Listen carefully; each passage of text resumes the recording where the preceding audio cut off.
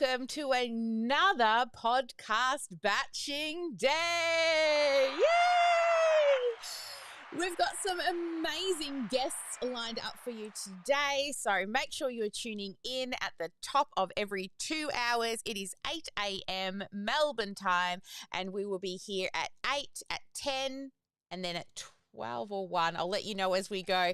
But we've got some great guests. Our guest up first is, well, let's fix this for Ma so that she can edit this in post. The joys of live. Our guest today is a book strategist, publisher, and certified high performance coach who helps entrepreneurs turn knowledge, experience, and stories into powerful books that drive income, impact, and legacy. As the founder of Epiphany Consulting, he's known for transforming books into business assets, helping authors build authority, attract opportunities, and generate revenue beyond the page. And help me in welcoming the amazing, the dapper Oginga Carr. Welcome, Oginga. Yay! Give him some sparkles. Oh my gosh, I love the sparkles. Thank you so much. Thank you. I'm so happy to be here and just get a chance to spend a little bit of time with you, Sally. Yeah, so if you don't know, I am redoing my book, and this is the guy who's helping me, and we've had some fun times getting it all organized. But Oginga, before we get stuck into today's content, why don't you share with the audience, and I really want to know as well, like, where did you start? Like, before you become this amazing performance coach who helps so many different people, and also especially like the book path that you're on, can you share that story with us? Yeah, absolutely. I mean, for me, it was always about team for me, always in my life. So I played team sports growing up here in the States. It played football, American football, basketball, and baseball. And so I moved on to play football in college. And so for me, I was always about how do people work together. I was fascinated by how do people work together. So being on a football field was the most unified place that I'd ever been on, because you had 11 people all facing the same direction, all wanting to do the same thing, whether they're on defense trying to stop the offense or whether on offense trying to score. And that's what they're trying to do. And so that fascinated me. And so football didn't work for me. I got injured. And so I started into my business life just trying to reproduce that and just trying to figure out how do teams work and how do people work together. And that's what led me down the path of speaking and traveling across the country and across the world, speaking to audiences. And then it was like, hey, you need this asset, this book to be able to tell your story. People were like, where's your book? Where's your book? Where's your book? I want your book. I want your book. I want your book. I would get that all the time. And I realized that, oh my gosh, I'm missing something to be able to help people. And so what a book does for a lot of people is that allows for people to be able to take you home, from further from to be able to get to know you, be able to really be able to work together and be able to get that done. So yeah. Yeah. And you've got a very interesting story around like how you started helping people to actually write books. Can you share that? Absolutely. So, um, in actually 2012 is when I started actually. That was when I wrote my first book. And how it started was that in January of 2012, I'm not a big New Year's resolution person, but I started telling people my birthday's in July, and I started telling people, hey, I'm going to have a book launch on my birthday. And so it got to be like April of that year, and I was like, oh, I guess I should start writing this book that I said I was gonna put out. And so wrote the book, and it led to um, six figures of opportunities for me because books open doors for me in order to do so. So fast forward into the pandemic, um, going to go speak in person dried up pretty quickly, Mm-hmm. and I started seeing all these business owners that needed help being able to tell their story. And so we started a process that was based around the same process that I took because for me, I love to talk, but I don't necessarily love to write. But I was like, I wanted to make this accessible for people where they could be able to be able to write their story and tell their story without necessarily starting out and writing, four score and 7 years ago, as they're getting ready to write it and be able to do it. And so that's where the process started for us. We started our book program in 2020, during the pandemic, and just started helping people be able to write. And now we've helped hundreds of authors be able to tell their story and be able to get it done. And now we don't just create authors; we create legacy authors. That's what it is for us. So it's all about legacy for us and being able to create that and put that together. Yeah. And I'm loving the process of working with you as well because I just get to show up and share my story with you. And you take that and turn it into book ready content, which has been interesting and also very self reflective of the different things that I've been through over the last 10 years that has got me to this point. And some of the stories that have come out, some of them I knew were there, but I'd forgotten or I hadn't told those stories in a long time. So yeah, it's been a very interesting process, and we're only part way through. So I know you can turn a book over in about 30 days when you work with people. That's pretty awesome that you've got that system down. Well, today's topic is write it, build it, sell it, turn your story into a scalable business. So, can you share with us why do most people fail when it comes to writing a book and why isn't it about discipline? So most of the time, the reason that people fail when they're writing, it's not about the discipline of it, like you said. It is that they just stop. So they don't continue to keep going, and don't continue to keep working at it and being able to move through it because it just feels like it go into overwhelm. You're like, oh my gosh, there's so much to do. But if you just start with the story and just start, so just like what you were talking about. So everyone who's listening to this, you have a story. You have a story of how it was that you lost the weight. You have a story of how it is that you made it through that situation. You have a story of how it was that it was great in this time. Whatever it is, you just start with the story and you build that as an infrastructure and an ecosystem which builds around that. It's all very story based, is what it is, because that's what it is. If you think about it, the things in your life, the things that have given you the most influence in your life, the things that have been there, they all were based in stories.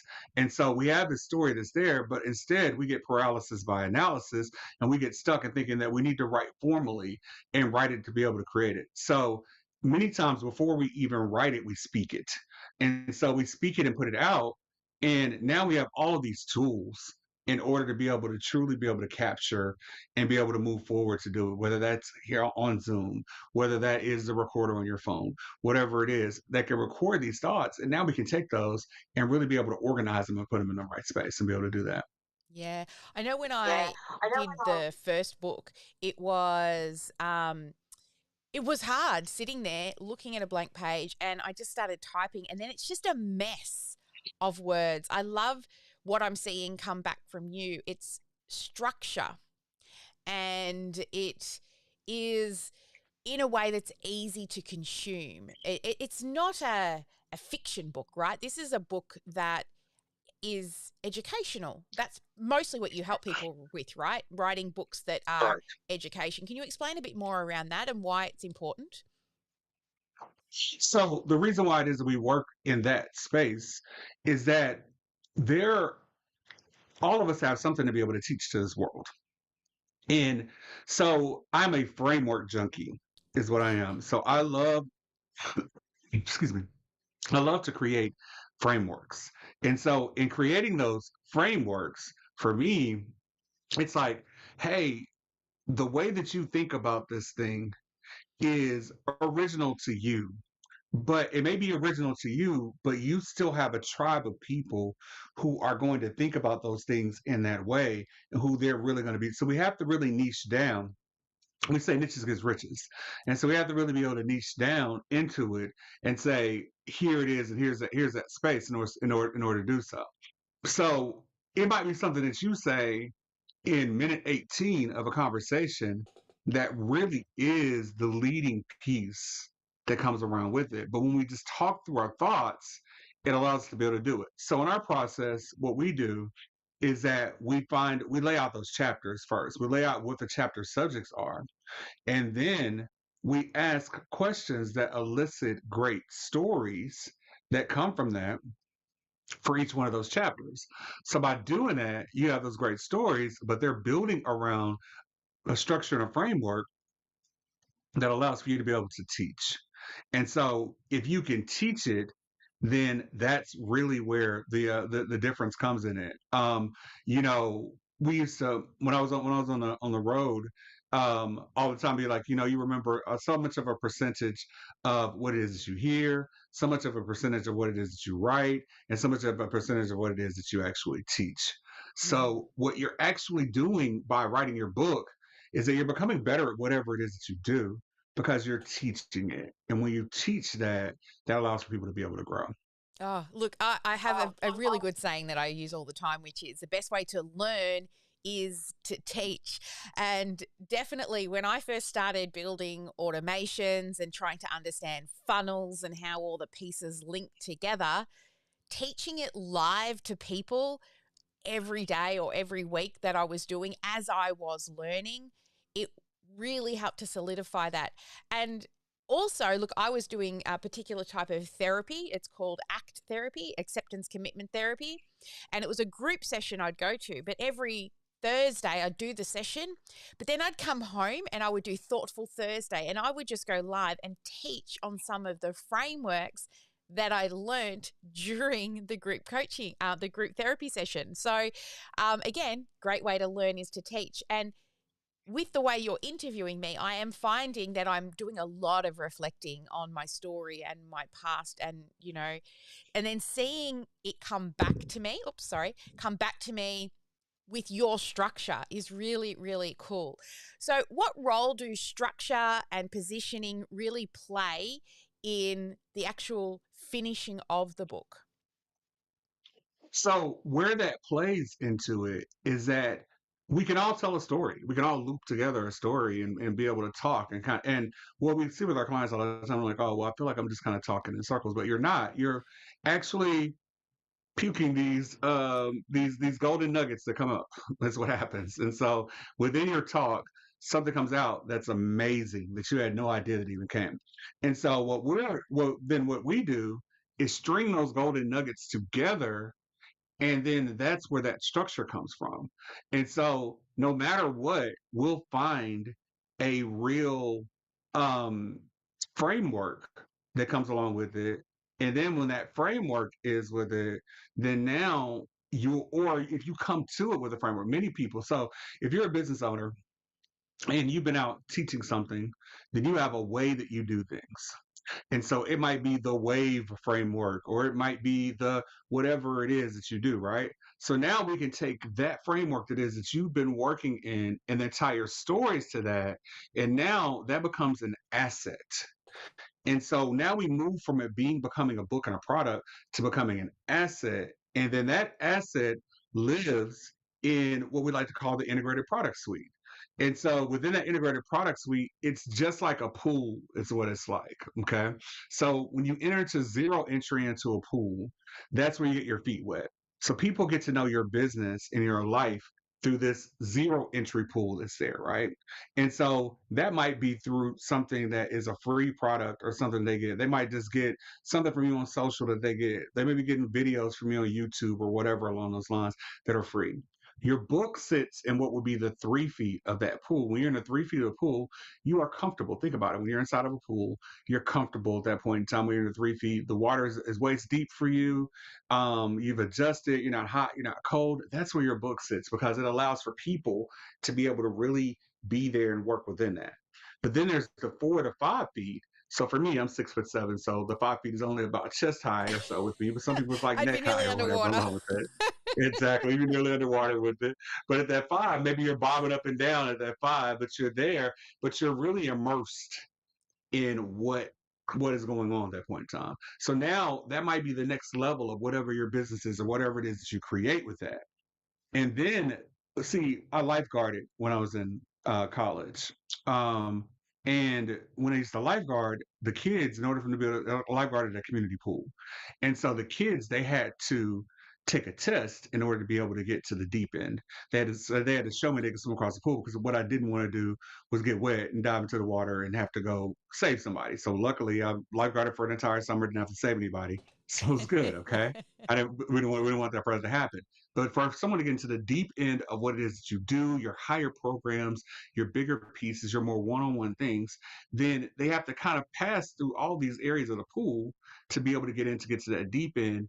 And now we have this entire ecosystem that's built around that. Does that make sense? Yeah, yeah, definitely. I love that. And I like the fact that, your book is a little deeper than those first initial lead magnets. And I guess, like we always talk about your lead magnets being the doorway, right? It's just the first Hmm. step in. But when somebody's got a book sitting on their kitchen table or in their bookshelf, they've got a piece of you, really, right? I think about all the book funnels I've been through, and I'll generally buy them because Hmm. they're not expensive. It's usually pay postage only or something like that. Hmm. But you get to physically hold it. And who throws away books? Like, not many people throw away a book, right? Or they'll donate it or something. So it kind of just lives out there as well. So I'm so excited to get and redo, well, like totally, like not even redoing, I'm just keeping the name and rewriting the entire thing because I loved the name.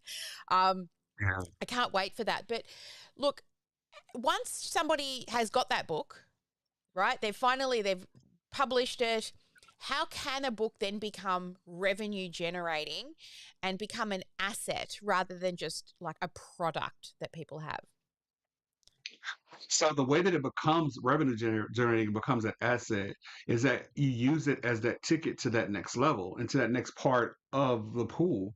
So someone can read a book of yours, but there's going to be people who are going to raise their hands who then need more help. And so basically, the deeper that we get into the pool, to use a pool example, the more that you are personally involved in it. So when you write a book, yeah, you're personally involved, but you write it and you produce it. People still talk to me about things it is that I wrote in a book 10 years ago. I have to remember what it is they're talking about as far as like people will come up to me and like they have my book. And like you said, it feels like they know you. They own a piece of you. You put a piece of you out into the world and that's there. But that was something that I did 10 or 12 years ago with that. But like the next step after that book then needs to be some more in-depth training into it. If we're in a business book, has to be some more of an in-depth training that's there. And so now they get into that in-depth training, and now that's something that they have more of an investment in. You're more, they're more, they're more invested in your time. But then you get into that deep end, then that's something that you're really spending time with them and doing so. I had to pay attention to the kids that were in the deep end of that pool because hey, look, if someone goes in the water, then that's a real issue that's going on with that. So your attention is there. If you think about it in the pool, if you walk into a pool at a resort, the majority of the people are in that splash zone area and in that 3 foot area. So the majority of the people who actually interact with you are going to interact with your free to low cost different things that are there with you. Mm-hmm, But mm-hmm. the more serious people are the people who are immersed or who are swimming laps back and forth in the deep end. Yep. Those are people who really love the water and love the pool. Those are the people who really love what it is that you do as well too. Yeah, yeah. Yeah. It's an exciting space that you're in to be able to help people leave that legacy, right? Once it's on paper and it's written down, that can go on for generations. Look what my great great great great whoever wrote, right? So that's pretty cool. Now around writing or publishing, what's one belief that you strongly disagree with when it comes to people writing and publishing books? That you have to be some sort of a major expert in order to be able to write. Now, I think that people think, oh my gosh, I need to have 10 years of experience before I write something. That's not true. Now, unfortunately, because of how things are, anybody can write a book. And so therefore you find people just kind of throwing anything out there as well too. Mm-hmm. For it to be a legacy author, then it's about you having a story and about you being able to have a structured way, in order to tell that story. That's what it really is. So you don't have to have been in business for 40 years to come back and write a book to be able to tell about what it is that you've done. You might have done something for 3 years now, and it might be the best way and the best process of doing this, and you use that. You might have just been around other people and studied other people who've done amazing stuff. One of the greatest books that people quote all the time is Think and Grow Rich. Napoleon Hill hadn't done anything when he wrote that book. He went out and studied great millionaires and billionaires, and then spoke about what it was that they did and what he learned from them. So there's different ways. You don't Mm, have to be the guru in order to yeah. be able to do it. It's not about the guru. It's not about being the guru anyway. It's about being as relatable as possible and people being able to work together. Yeah, I love that. Yeah, Think and Grow Rich is such a great book, and I'm one for quoting lots of different books myself. I don't Mhm, read mhm. per se, although I can read. Don't get me wrong, but I listen. Right, I'm an audible kind of person. right. So, um, re- do you help them turn that book into an audio book as well?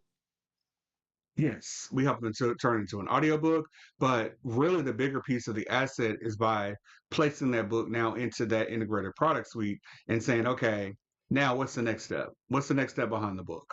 Yeah, So, okay, we have this book. We've laid out this structure within this book. That's teachable. What we like to do is it is in our chapter pieces is to be able to take it to where each one of our chapters becomes teachable in its own asset by itself as well too. So mm, now we've got 10 chapters. So now I've got 10 assets that I can teach from. That is, I can teach about this part. Just so if I need to do, so for me, because I'm an old Toastmaster, then I always think about things as far as in, 7-minute speeches. But, if you got a 10-minute, you got a 30-minute, you have an hour, you have a half day, you have a full day, everything, your content from your book can take and be that. That's what yeah, started with my book, is that I started being able to say, okay, I can go teach this as a half day, or I can go teach this as a full day, because all we're doing is taking these pieces and expanding upon them, or taking these pieces and constricting and just saying we're just talking about them, just glancing over them, depending on the length of time. So now with that length of time, we're able to grow it and be able to take it and go further. yeah, I love that. And you're a framework junkie just like me. And that's, I guess, what the chapters are around, right? We have a signature method or a framework that us as service providers we follow or we, help people with. So that's what the chapters are all like each step within your method or framework.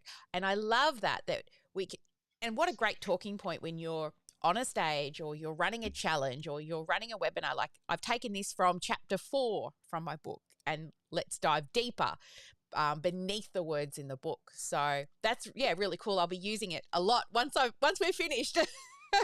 Absolutely. I'm Yeah. excited. I'm excited about what it's going to be. Absolutely. Yeah, Yeah. yeah, same. If you could give one piece of advice to someone who feels that they're not ready to write, what would that be? So be like Nike and just do it. That's the biggest piece. Really do it. Just do it. You don't think that you're ready, but you are ready because you have all of these things that have gone on in your life. And I need to actually look up and see. There was a graduation speaker that spoke at a graduation, and he said that that if you are one in a million, that's great. Your parents tell you you're one in a million, and you feel really special. But if you're in a million in the world, then we look at how many millions there are in the 8.7 billion in the world. You're actually still one of 8,700 if you're one in a million in the world. Okay, so think about that. Your story, your individual story that you have, is still something that's going to fit for 8,700 people around the world, because you were one in a million, even if you're a one in a million person. So that tribe in itself, that 8,700, that tribe within itself is enough for you to have spoken to them and be able to speak to them and be able to create for them. So the more that we niche down into it and have structure to what we do, there's no need to wait. You are wasting it. And unfortunately, there's a lot of people who just like, we throw books out there. We just create a book. We're like, okay, well, I've got AIs now, and I saw an ad on AI that says I can write an entire book in a day, and so it's cool. That's great. You're right. You can. It won't have any of your structure. It won't have anything that you have. It won't be put together in the way that you want it to be. What we want to do is make sure that we use the tools, absolutely, but that we use them responsibly. That's what makes the difference in what it is that we create and what it is that we do. If we can use it responsibly and be able to pull it together, that's what makes that difference. Yeah, and you can tell when people have just used AI and haven't used it properly. You can just hear it in the way you're reading it. Because I tried to do it myself and it's Mhm. subpar, right? Because It is. one, you have built the structure, you have the framework, and also it just makes my life easier, to be honest, because I've been putting it off for a really long time. And having you kind of make me show up, make me tell stories is making me finish. I remember listening to Amy Porterfield when she was writing her book, and she had to dedicate every week time to write this book. I find it so much easier working with you because, sure, I have to dedicate it, but I've got somebody there to pull it out of me versus me just, like you said before, spinning and just going around in my head and not sure if this story is correct, where the way in which you question brings out more stories. I remember a few times I said, "Oh, sorry, I went off on a tangent." And you're like, "No, no, that's good. That's good. That's what you're looking Absolutely. for is those elaborations and other tangents and one story leads to another." But even just looking back through the first draft, I'm like, "Yeah, this is good, right?" Mhm. And you saw it from a different perspective as the listener versus me just rambling off all of these stories and then not what thinking, how am I going to put this together in the right order? That's where you step in. Now, your business is called Epiphany Consulting, and your book is all about legacy, right? And what does legacy mean to you beyond just business success? So for me, legacy is completely different than it was even 4 years ago. So I have something that we like to call mortality motivation.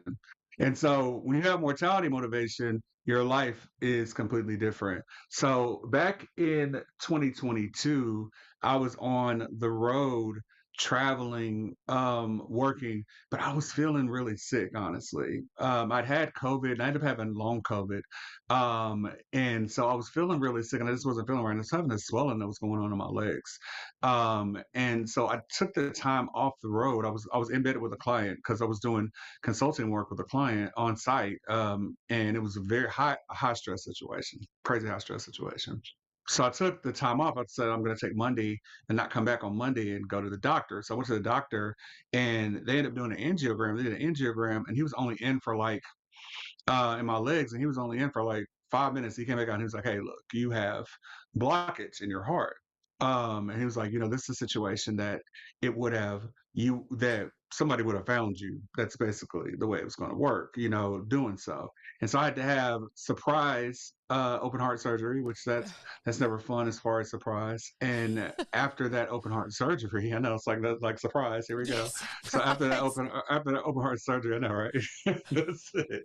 But after the open heart surgery, I was in ICU after the surgery. Everything had gone well. I was sitting up on the side of my bed, drinking grape juice, talking to my mom, and all of a sudden the lights went out. And so the lights went out, and my heart stopped. And so I stopped. My heart stopped for 2 minutes.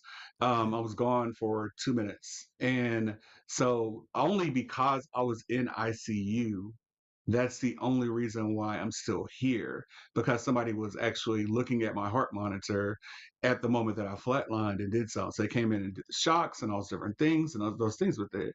And so I had to learn how to walk again, to talk again, to get back around. And so I was so scared because like having going without oxygen with your brain in that amount of time is a thing because you're concerned about it. You're concerned about like everything it was that is that's me and in doing so.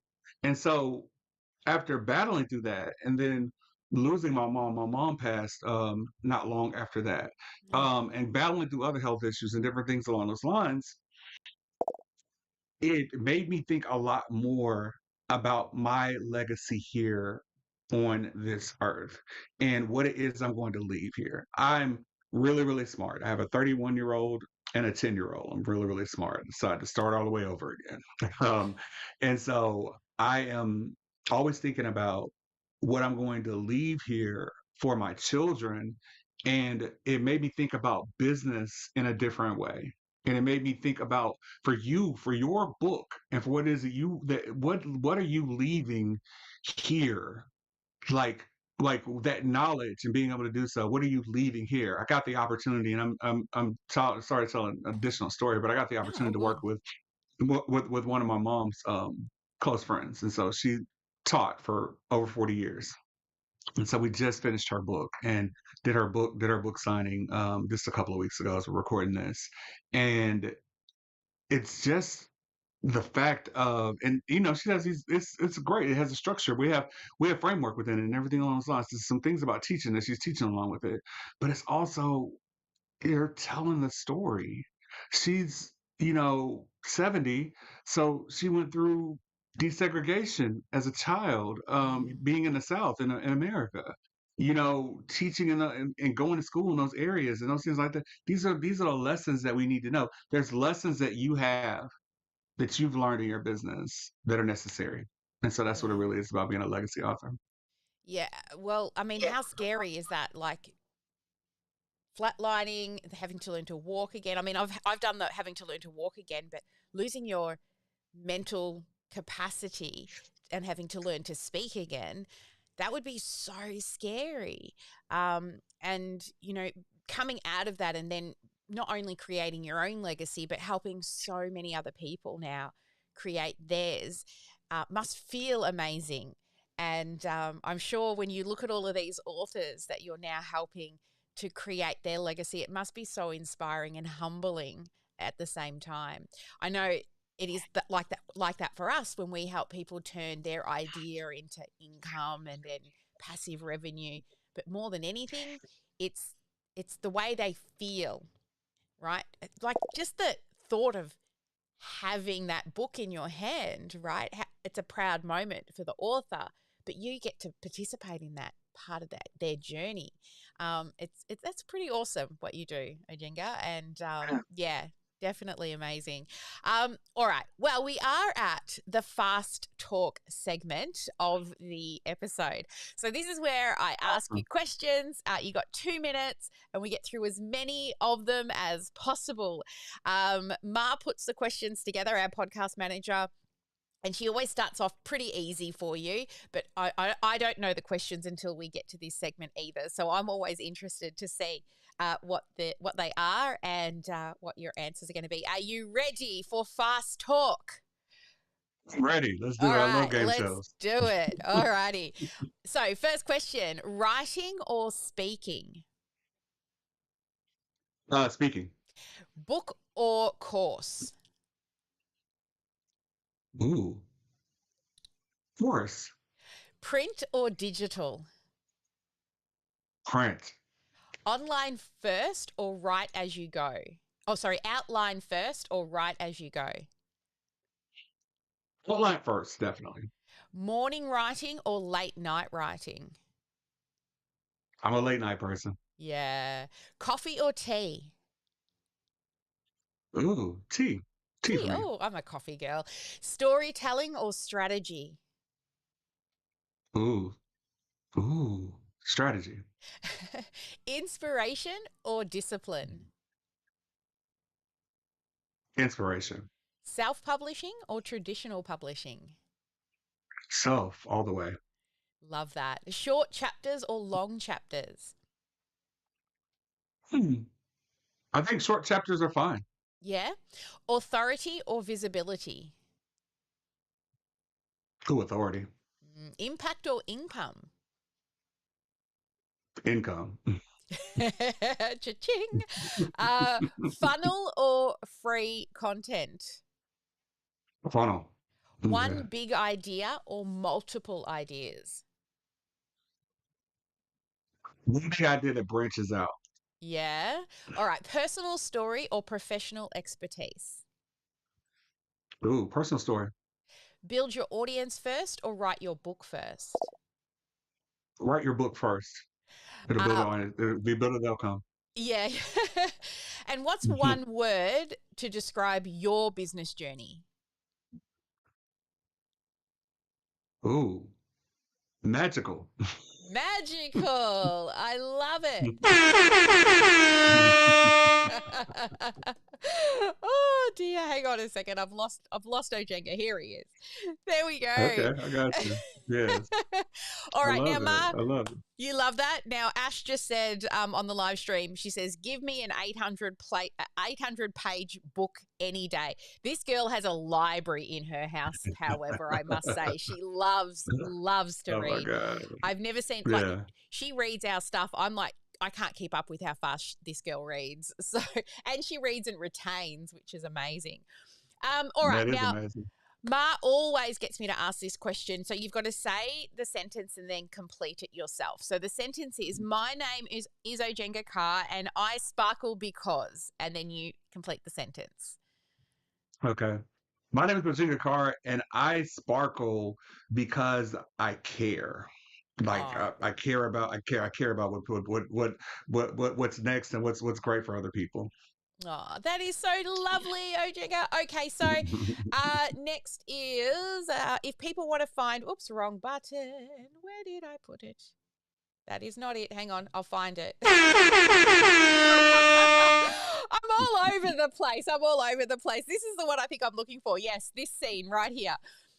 If people want to find out more about you, they want to go stalk you and see what you're all about, where's the best place to find you? So you find me on all social media platforms. Luckily, I have a pretty original name with Oginga Carr. As far as that, you can go to ogingacarr.com. That leads you over to our book blueprint challenge. We're running our next book blueprint challenge, which is our challenge, our 5-day challenge, when we work together and just really walk you through the entire process of creating a book and really focus for business owners and being able to do so with that. The next challenge is going to be May 4th to the 8th is when that's going to be. Excellent. But feel free to do that. Yes. Yeah, and no matter when you're listening to this episode, I know that you run these book challenges regularly. So just head to the Yes. website and have a look at whatever the next upcoming date is. That they get some great transformation inside those workshops, and I've heard some really great things about the challenge itself. So you're going to learn so much in there around your ideas and how to structure your book, how to monetize it, and yeah, it's a great challenge. So definitely head over. We'll put the links for that around this in the show notes for the podcast as well. Awesome. Well, Ojinga, as always, so lovely to catch up with you. And as we finish up today, what would you say to somebody out there that is like, okay, I think it is my time to write a book, but I'm not sure how to start? What would you say? So I would say it's time. It is your time to start. If you think that it's your time, it is your time to start. And I would love to be one to help you. In this year, you may be watching this in a later time, but in this year, my goal has been to help 500 authors be able to tell their stories. And so I would love if you'd be one of my 500 the people to tell their stories, get their stories out, be able to get it done. I turned 50 this year, and so it's 500 by 50. That's what it is. But it is, if you think it's your time, it is your time. It's time to go ahead and go Awesome. get it and go do it and get it done. Awesome. Yes. So make sure you reach out and let us know as well if you do connect so that we can follow along and check out your book when it's done. How exciting. All Absolutely. right. So thank you, everyone, for joining us. Never let anyone dull your sparkle. And stay tuned. Our next guest is coming up at, let me just double check my calendar for those people who are following along for the live podcast batching day today at 10 a.m. Melbourne time. We have our next podcast guest. So tune in, set a reminder. Best thing to do is hit that notification bell over on YouTube, because then you will get that ping when we go live. All right, Ojenga, let's give him a wave. We'll head on out and we'll see you guys in about an hour and a bit. Bye for now.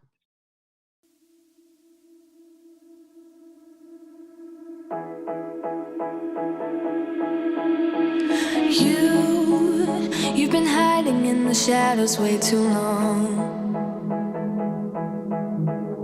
You always thought that you were weak, but babe, you're wrong. Yeah, you better step into the light, just give it a try. Think that it's time you let that spark out. You've been hiding in the shadows way too long. And who cares if you might mess it up? You're stronger than the others think. And who cares if you might mess it up? Go ahead and shine, darling. Go ahead and shine, my dear. 'Cause who cares if you might mess it up? Just shine. You shouldn't doubt yourself, 'cause you're a work of art.